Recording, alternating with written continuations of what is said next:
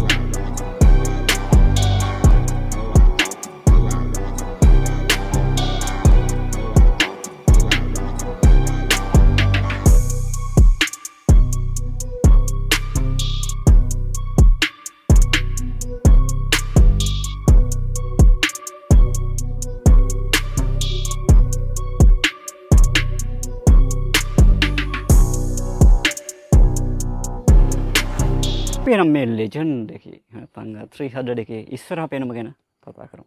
මාත් එක බාද්දෙම හරිම ලොකුයි මේ වාහනේ. ඒක දැනෙනවා ලොකු ගතිය. ඒ කියන්නේ 200 එකටත් වඩා ගොඩක් ලොකු ගතියක් මට අතරම දැනුණා.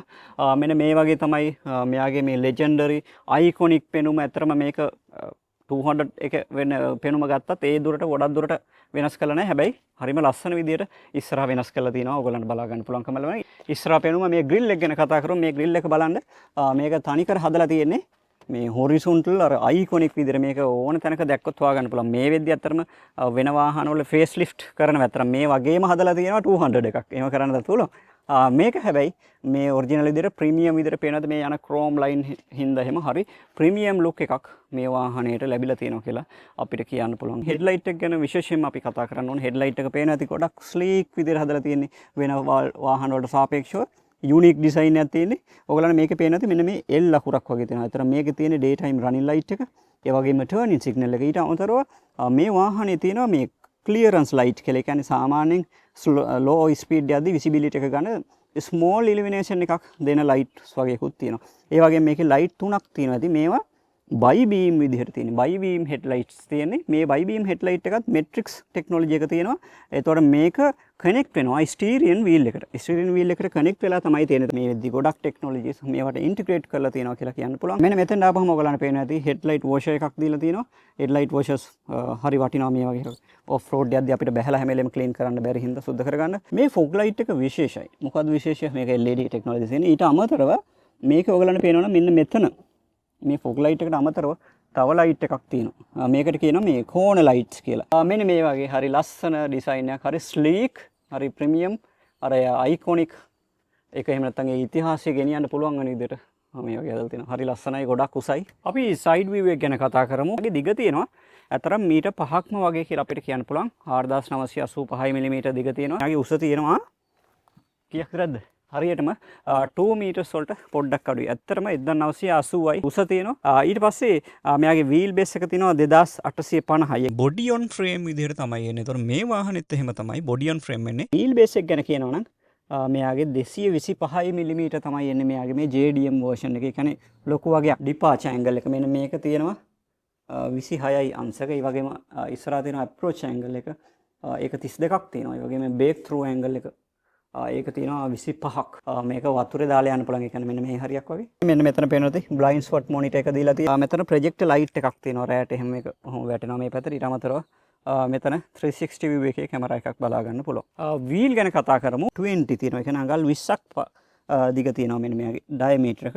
ඉස්සරහා පස්ස දෙකේම තියෙනවා මේ ස්ටැබිලයිසර් බාර් කියලා. මීටර් දෙකකට ආසන්න උස තියෙනවා. පේනවාද අර මම කලිනුත් කිව්වේ මේක අර පුළුවන් තරම් වර්ටිකල් විදිහට තියෙන.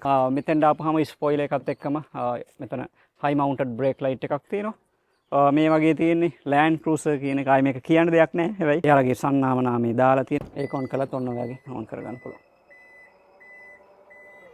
ලක්ෂරි SUV එකක නැත්නම් ෆුල් සයිස් යුටිලිටි වෙහිකල් එක තියෙන හැකියාව. ඒ කියන්නේ මෙච්චර ස්පේස් එකක වඩු අරගෙන යන මේ හැකියාව බලා ගන්න පුළුවන්කම ලැබෙනවා. මේ වගේ ඉඩ ප්‍රමාණයක් තියෙනවා. ගොඩක් ඉඩ නැහැ. මොකද මේක යටින් ස්පෙයා වීල් එක එන හින්දා මේකේ ආණ්ඩ බොඩි තමයි මවුන්ට් කරලා තියෙන්නේ.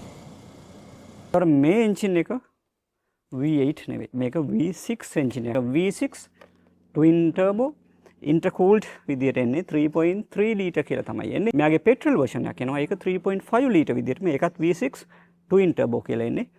මේක V6 එකට අඩු වුණාට අර 5.7 4.5 ඉඳලා 3.3ට 3.5ට අඩු වුණාට පවර් එක වැඩි වෙනවා. ටෝක් එක වැඩි වෙනවා. එෆිෂියන්සි එක වැඩි වෙනවා. මේ ඩීසල් එන්ජින් එකේ 307යි හෝස් පවර් ගන්න පුළුවන් ලොකු වගේක්. ඒ වගේම 700යි නිව්ටන් මීටර් වගේ මහ විශාල ටෝක් එකක් තියෙනවා. ලෝ එන්ඩ් එකේම තියෙනවා. ඒ ටෝක් එකේ සාමාන්‍යයෙන් පෙට්‍රල් එන්ජින් වල පවර් එක වැඩි. ඔයගොල්ලෝ දන්නවා. ඒතර ස්පීඩ් එක පැත්තේ බලන්නේ 415යි හෝස් පවර් වගේ ගන්න පුළුවන් කම වෙනවා. පෙට්‍රල් වර්ෂන් එකේ. ඒ වගේම එයාගේ 650යි නිව්ටන් මීටර් වගේ තියෙනවා. All wheel drive. ඒ කියන්නේ රෝද හතරම හැම වෙලෙම කරකින ට්‍රාන්ස්මිෂන් එක තියෙන්නේ 10 ස්පීඩ්. ට්‍රාන්ස්ෆර් කේසයක් තියෙනවා 2 ස්පීඩ්. ඉඩ ගැන අතරම කියන්න ඕනේ නැහැ නේ. හෙඩ් එක ගත්තත් කකුල් වලට ගත්තත් හොඳටම ඉඩ තියෙනවා. මාර ක්වොලිටි එකක් තියෙනවා.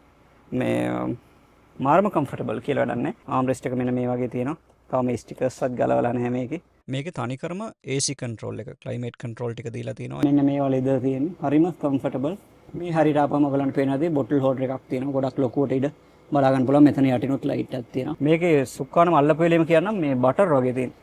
දැනෙන්නේවත් නැහැ මෙච්චර ලොකු මෙච්චර උස කිලෝග්‍රෑම් 2500ක් විතර බර ටොන් 2.5ක් බර වාහනේ මේ ස්ටියරින් වීල් එක වතුර වගේ. මේ සීට් එක 8 way කන්ට්‍රෝල් කරගන්න පුළුවන් ඉලෙක්ට්‍රිකලි. මේ විදිහට ටිල්ට් කරන්න පුළුවන්.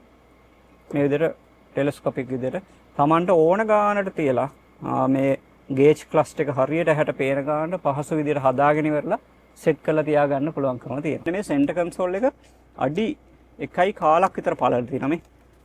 තනිකර මේ ප්‍රීමියම් මේ කියන්නේ අර ඕෆ් රෝඩ් පැත්තට ආවට මම අර එවලේ ඉඳලා කිව්වා වගේ හොඳටම මේ රිච් ක්වොලිටි එකට අප් මාකට් එකට හදලා තියෙනවා මේවා. මෙන්න මේ වගේ තමයි මෙයාගේ මීටර් ක්ලස්ට් එක තියෙන්නේ. ඔන්නෝම ඔයගලන්ට පේනවා ඇති මෙයාගේ වම් අත පැත්තේ තියෙන කන්ට්‍රෝල්ස් ටික. මෙන්න මේ ඩිස්ප්ලේ එක 12.3යි. ඩිස්ප්ලේ එකේ කන්ට්‍රෝල් ටික ඔතනින් ගන්න පුළුවන්කම ලැබෙනවා. ඊට පස්සේ මේ පැත්තේ ඔයගලන්ට පේනවා ඇති ක්‍රූස් කන්ට්‍රෝල් සිස්ටම් එක. මේක මම කිව්වාගේ ඇඩැප්ටිව් ක්‍රූස් කන්ට්‍රෝල් එක තියෙන්නේ. මේක ඕපන් කරපුවම බලන්න. ග්ලව් බොක්ස් එක මේ කොටස් දෙකකට තියෙන්නේ. මේ ටච් එකට අමතරව නම් ටච් එකනොත් පුළුවන්. ඊට අමතරව මෙන්න මෙතන වලට පේනදී මේ බටන් එක අපිට අඩු වැඩි කරලා මේ විදිහට ටෙම්පරේචර් එක අඩු වැඩි කරගන්න පුළුවන්. ඩ්‍රයිවර් පැත්ත, පැසෙන්ජර් පැත්ත, ඊට පස්සේ මේකේ මේ බ්ලෝ ෆෑන් එකේ ස්පීඩ් එක මේකෙන් කන්ට්‍රෝල් කරන්න පුළුවන්. ඊට පස්සේ මෙන්න මේක මේ තියෙන්නේ ෆෝන් චාර්ජර් එකක් විතර, වයර්ලස් චාර්ජර් එකක් විතර මෙතන තියාගන්න පුළුවන්කම තියෙනවා. ඊට පස්සේ ඔයගලන්ට පේනවා ඇති මේ 10 ස්පීඩ් ගියර් බොක්ස් එකේ ලීවර් එක. ඒක අපිට මෙන්න මෙහෙම ප්‍රෙස් කරලා දාගන්න පුළුවන්කම ලැබෙනවා. ඩී ඊපස්සේ මෙන්න මෙහෙම වම් පැත්තට දකුණු පැත්තට දාලා ඉවරලා උඩට අපිට සීක්වෙන්ෂියලි ගියර් shift කරගන්න පුළුවන්. පේනත් M1 කියලා වැටලා තියෙනවා. මේ dry mode එක මෙන්න මෙතනින් අපිට select කරන්න පුළුවන්. ඔන්නම කරපුවම පේනදී කාන්තාර වල මේ යද්දි ඉතින් cool කරගන්න පුළුවන්. මේ හොඳට සීතල දැනෙනවා මේ. සාමාන්‍ය refrigerator විදිහට නෙවෙයි. නමුත් සාමාන්‍ය cooling effect එකක් තියෙනවා. අනේ විදිහට මේ හරිම soft මේ. හරි soft. මේ touch එක mirror එක මෙන්න මේ වගේ තියෙනවා. මේක මේ moon roof එක මෙන්න මෙතනින් අප් කරන්න පුළුවන්. ඊට මේකෙන් ක්ලෝස් කරන්න පුළුවන්. මෙච්චරයි තියෙන්නේ. බ්‍රේක් රෙස්පොන්ස් එකත් හොඳයි. පිකප් එක නියමයි. ඒ වගේම හෙඩ් අප් ඩිස්ප්ලේ එකක් පේනවා. දැන් 33ට යන්නේ මම. ඒක හොඳට පේනවා. දැන් මේක ක්‍රූස් කන්ට්‍රෝල් වෙලාවට එහෙම ඒකත් පේනවා. කෙලිම වින් ස්ක්‍රීන් එක දිහා බලාගෙන යන්න පුළුවන්. මේ මීටර් ක්ලස්ට් එක දිහා බලන්න. අනිත් වාහන නිකන් පොඩි වගේ පේනවා. සාමාන්‍යයෙන් මේක 100ට රීච් කරනවා. මේක ස්පෙක් ෂීට් එක අනුව තප්පර 7කින් පිකප් එක දැනෙනවා ඇති. ඔන්න මේ ලේන් ඩිපාචර්ස් එකත් ඇක්ටිවේට් වුණා. හොඳ පිකප් එකක් තියෙනවා. දැනෙන්නේ නැති ඇක්සලරේෂන් එක දැන් මම ඉස්සර කරද්දි වාහනයක්.